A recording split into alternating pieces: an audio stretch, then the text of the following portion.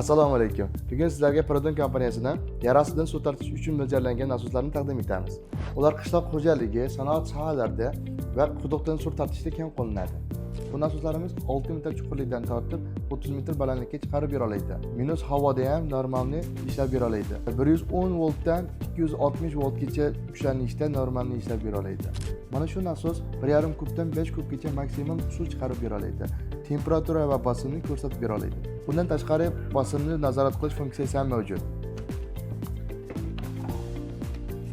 Bu nasosimizdan oldingi nasos bilan bo'lgan farqi soatga 2 kubdan 5,5 kubgacha suv chiqarib bera oladi. 6 metr chuqurlikdan tortib 45 metr balandlikka chiqarib bera oladi. Hamma nasoslarimiz korroziyaga qarshi himoyalangan, korpuslari nержавейкаdan yasalgan.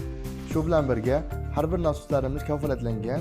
Sizlarga ham shunaqa nasoslar kerak bo'ladigan bo'lsa, murojaat qilishingiz mumkin.